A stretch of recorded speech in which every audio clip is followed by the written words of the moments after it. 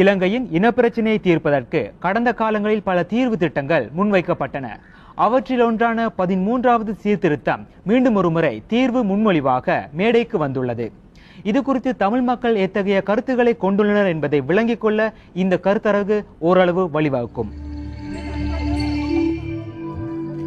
இலங்கை இனப்பிரச்சினை நீண்டு செல்ல நிலவும் யுத்தம்தான் காரணம் என பலரும் நினைக்கின்றனர்.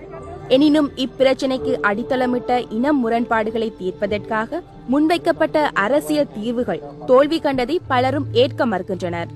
2002 கூட போர் நிறுத்தம் ஒன்றினை நடைமுறைப்படுத்த முடிந்ததே தவிர இவ் இனப்பிரச்சினைக்கு நிரந்தர தீர்வு ஒன்றினை ஏற்படுத்துவதற்கான உடன்பாட்டினை எய்த முடியவில்லை. இந்நிலையில் தற்போது ஆட்சி பொறுப்பினை ஏற்றுள்ள அரசாங்கம் யுத்தத்தினை தீவிரப்படுத்தி வந்தாலும் அரசியல் தீர்வொன்றிற்கான முயற்சியினையும் மேற்கொண்டு வருகின்றது. இந்நோக்கிலேயே சர்வகட்சி ஆலோசனை குழு உருவாக்கப்பட்டது. இந்நிலையில் அக்குழுவானது 1988 இலங்கை இந்திய ஒப்பந்தத்தின் ஊடாக அரசியல் யாப்பில் கொண்டுவரப்பட்ட 13வது திருத்தச் சட்டத்தினை தீர்வாக மீண்டும் ஒருமுறை சமர்ப்பித்துள்ளது. மாகாண சபைகளுக்கு அதிகாரத்தை பகிர்ந்தளிப்பதன் ஊடாக சிறுபான்மை சமூகங்களுக்கு சுயநிர்ணய உரிமையை அனுபவிப்பதற்கான வாய்ப்பினை இதனூடாக வழங்க உள்ளதாக அரசாங்கம் கூறுகின்றது. எனினும் 13வது திருத்தச் சட்டம் மிகவும் சிக்கலான இனப்பிரச்சினைக்கு தீர்வாக அமையுமா என்பதில் கருத்து முரண்பாடுகள் காணப்படுகின்றன. எவ்வாறு இருப்பினும் இனப்பிரச்சினையில் உள்வாங்கப்பட்ட பிரதான சமூகமான தமிழ் மக்கள் இது குறித்து எத்தகைய நிலைப்பாட்டினை கொண்டுள்ளனர் என்பது முக்கியமானதாகும். இப்பின்னணியில் இத்தீர்வு திட்டம் தொடர்பான கருத்தரங்கு ஒன்று கடந்த 5ஆம் திகதி கொழும்பு வெள்ளவத்தை தமிழ்ச்சங்கத்தில் இடம்பெற்றது. 13ஆம் திருத்தம் இன்றைக்கு அமலாக்கப்பட்ட பிறகு இன்று அதை அமலாக்குங்கள் என்று சிங்கள மக்கள் கூடுதலாக விரும்புகிறதை நாங்கள் காணக்கூடியதாக இருக்கின்றது. ஆனால் இதில் உள்ள பெரும் குறைபாடு என்னவென்றால், எந்த நடவடிக்கைக்காக கொண்டு வரப்பட்டதோ, அதாவது வடக்கு கிழக்கு மக்களின் தனித்த சுயாட்சி கோரிக்கைக்காக கொண்டு வரப்பட்டதோ அதற்குரிய ஒரு நோக்கத்தை முறியடித்து விட்டு இன்றைக்கு சும்மாக ப்ரொவின்சியல் கவுன்சில் இயங்கிக் கொண்டிருக்கிறதை நாங்கள் பார்த்து கொண்டிருக்கலாம். ஆகவே தேவை என்ன தேவைக்கு கொண்டு வரப்பட்டதோ அந்த தேவை முறியடிக்கப்பட்டு விட்டது.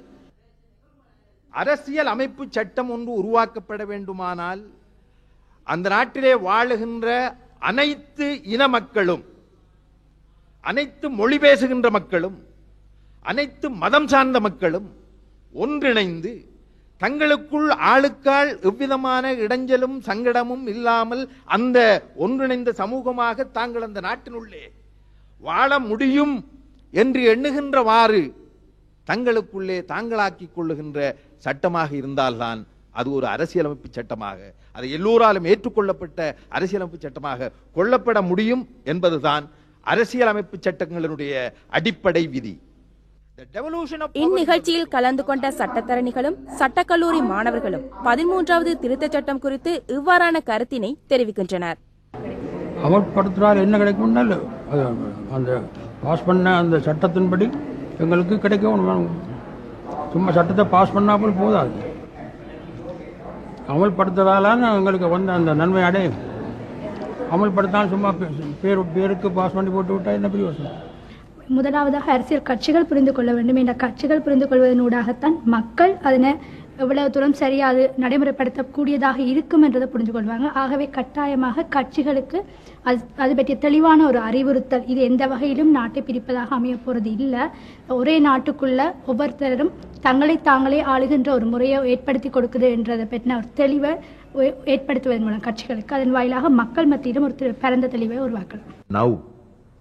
After 20 years and even up 20 வருடங்களுக்கு பிறகு இன்று எமது ஜனாதிபதி அவர்கள் 13வது திருத்தச் சட்டத்தை அறிமுகப்படுத்துகின்றார். To introduce 13th amendment and he wanted to give some other solution. அவர் வேறு தீர்வுகளை முன்வைக்க நினைக்கின்றார். இந்த பின்னணியில் 13வது திருத்த சட்டம் ஒரு தீர்வாக அமையாது என நான் நினைக்கின்றேன். இது அனைத்து போலீஸ் அதிகாரங்களுடனும் காணி வேறுபடுத்தல் சட்டத்தினூடாகவும் மேற்கொள்ளப்பட்டாலும் சாத்தியப்படாது. அவர்கள் இதனை அமுல்படுத்துவார்களாயின் இது தீர்வுக்கான ஆரம்பமாக அமையும், அல்லது நாட்டின் இனப்பிரச்சனையின் உண்மையான பிரச்சனையை பற்றி பேசுவதாக அமையும். புதிய கிழக்கு மாகாண சபை இன்று எதிர்கொண்டுள்ள சவால்கள், அதிகாரங்கள் தொடர்ந்தும் மத்திய அரசிடமே குவிந்துள்ளதை வெளிப்படுத்துவதாக இவர்கள் கூறுகின்றனர். ஆகவே அந்த அதிகாரங்கள் முழுமையாக மாகாண சபைகளுக்கு பகிர்ந்தளிக்கப்பட்டு நடைமுறைப்படுத்துவதற்கான ஏற்பாடுகள் முன்னெடுக்கப்படும் போதுதான் அது மக்களிடத்தில் நம்பிக்கையை ஏற்படுத்தும் என்பது இவர்களது கருத்து. ஆனால் இந்த அரசாங்கம் வந்தது காணி அதிகாரத்தையோ போலீஸ் அதிகாரத்தை கொடுக்கறதுக்கு தயாராக இல்லை. இதை விட வேறு ஏதாவது மாற்று வழிகளை செய்யத்தான் அரசாங்கம் விரும்புது.